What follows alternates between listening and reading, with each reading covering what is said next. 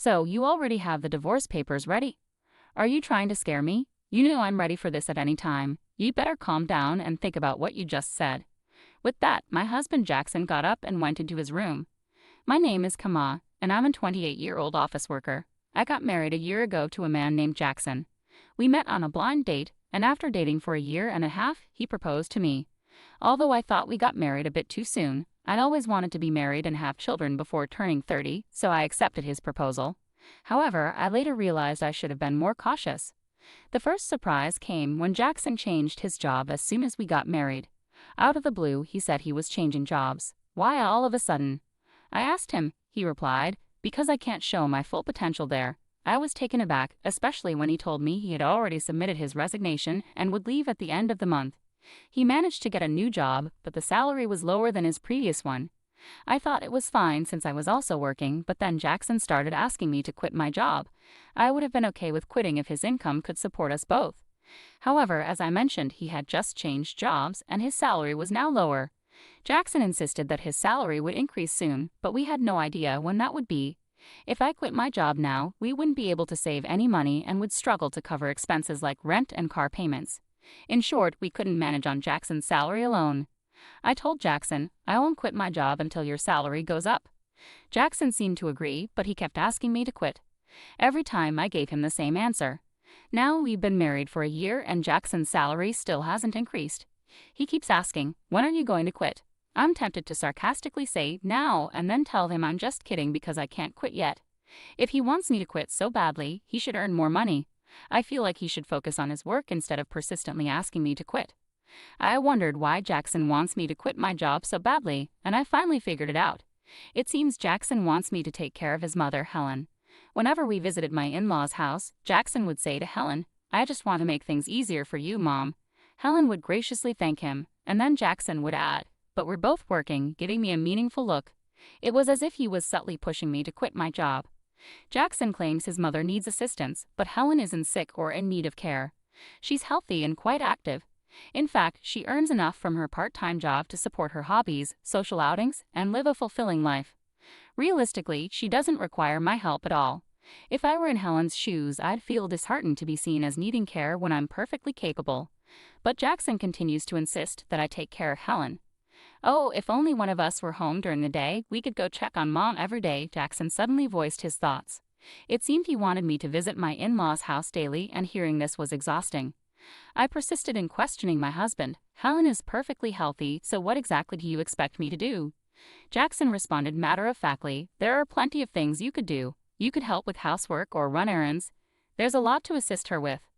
But Helen works part-time and spends time with her friends during the day, so she's not home much, right? I countered.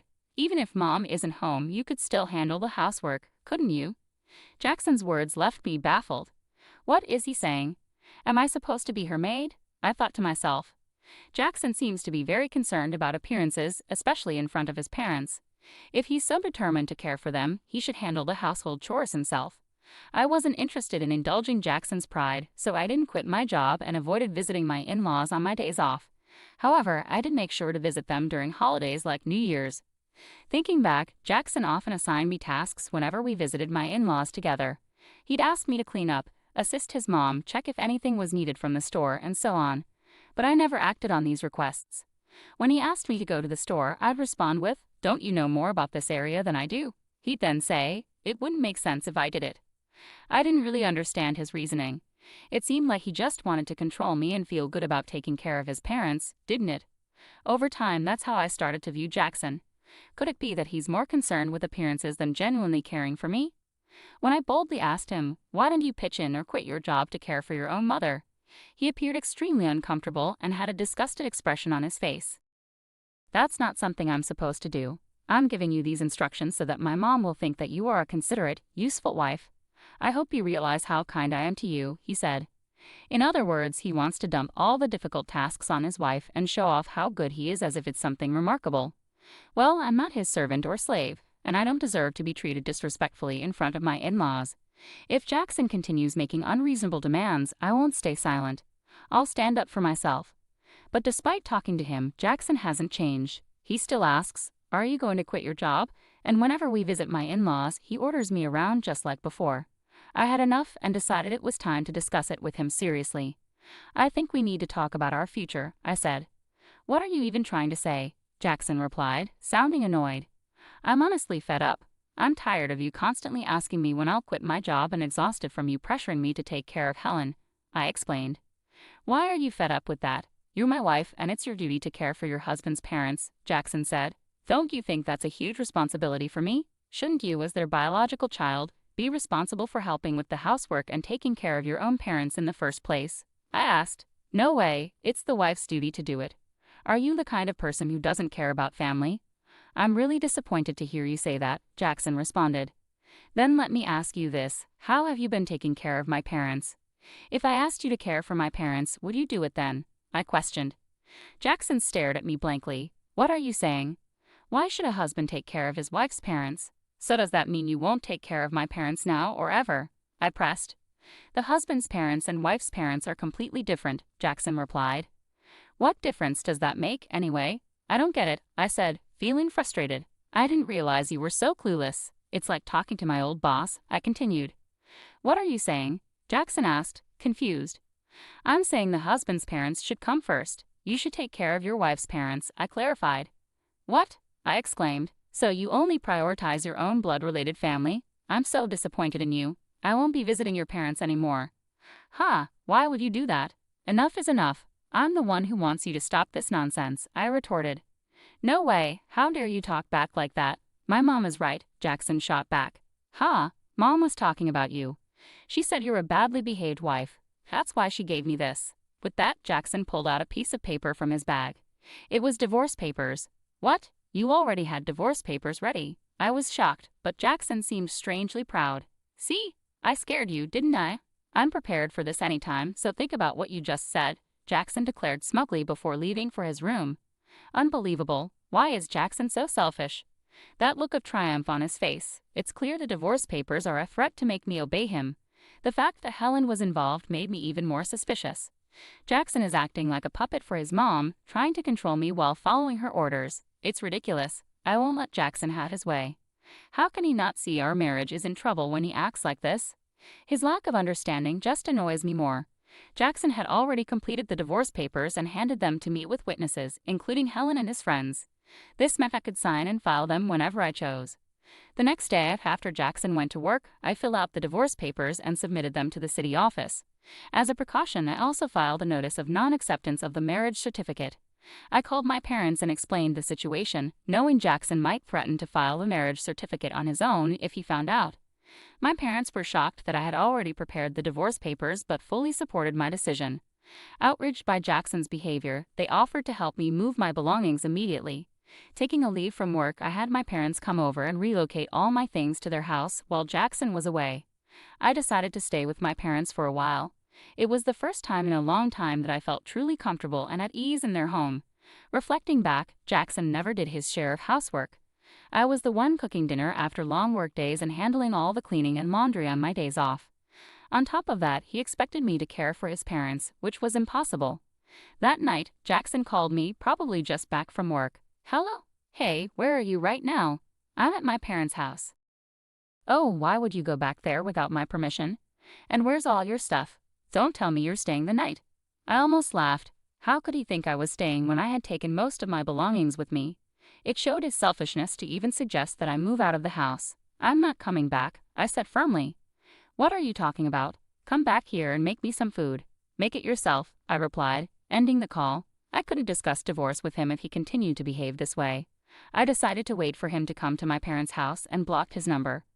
A week later, Jackson showed up at my parents' house, accompanied by his parents. They all wore serious expressions. I led them into the living room, and we faced each other, 3 against 3. How could you do this? How could you leave without my permission? Jackson demanded. Well, you were treating me like a housekeeper. All I asked you to do was take care of your family, I countered. That's not true. What kind of wife are you if you don't take care of Jackson? Helen shot me a fierce glare. My father began to tremble with anger, but I interjected. Jackson told me to quit my job and care for Helen, saying it was my duty as his wife. Yet, when it comes to my family, he expects me to handle everything alone. Ultimately, Jackson wants obedience and uses me to care for his parents while taking credit for it. That's why he prioritizes his parents over mine. Have you heard Jackson say these things? Helen continued to glare, but Carter looked confused, indicating he hadn't heard this before. Let's clear the air, Jackson said suddenly, bringing up the divorce papers and claiming it was Helen's idea. Why would you suggest that? Carter asked, clearly surprised. Oh no, it's because Camilla has an attitude problem, Helen stammered. And did you really say that Camilla's parents aren't a priority? I pressed. Well, it's only natural that your own parents come first, Helen retorted defensively. Don't be absurd. I came here to support you after hearing about the unfair treatment Camilla endured, but now it seems you're the one at fault. Don't hide behind your parents' authority to get your way, Carter said, making Jackson visibly shrink in his seat. Carter then apologized to me and my parents. I'm truly sorry for the trouble caused by my foolish son. I will have a serious talk with him. Carter, you're not to blame at all, so please don't apologize, I replied. Thank you for your kind words, but there's something else I need to say. Turning to Jackson, who was now nervous, I said, the divorce papers you gave me, I've already filed them. We're no longer married. Jackson and Helen both turned pale. Why did you file them without my permission? Jackson demanded, shocked. You told me I could file them whenever I wanted. Besides, you had already filled out your part and had Helen sign as a witness, I calmly explained. Oh, that was, Jackson stammered, clearly at a loss for words. Carter, furious, intervened. Jackson, you used divorce as a threat. He slapped Jackson across the face. Helen was visibly shaken by the confrontation. I apologize deeply that you had to witness this. You're right to divorce this fool. On behalf of Jackson, I'm truly sorry for ruining your marriage, Carter said, grasping Jackson by the collar and demanding apologies from both Jackson and Helen before escorting them out of the house. Later, I thanked Carter for his intervention. He ensured that all of Jackson's assets and property were transferred to me without any hassle. Despite my higher income and managing our household, it was a relief to secure everything from our marriage. I later learned that Carter had divorced Helen, clearly disgusted with her actions. The other day, I ran into a colleague from Jackson's old workplace who shared some surprising news. Jackson wasn't performing well at his job and often received harsh criticism from his boss. In defiance, Jackson resigned and changed jobs. This only added to my frustration with him. Instead of taking responsibility for his shortcomings, he blamed others, which likely contributed to his lower pay at the new job. I'm relieved to have left him. I've rented a cozy apartment and enjoy living independently. Work is going smoothly, and I even received a recent raise. Right now, I'm not interested in relationships and prefer focusing on my career. Jackson always cared more about appearances than actual abilities. He maintained a facade at home but failed to improve professionally. Sadly, many husbands use divorce threats as leverage, thinking they're powerful, but it's a big mistake. I hope they realize their folly and find happiness alone. Meanwhile, I'm grateful to have moved on from Jackson and look forward to meeting someone special in the future.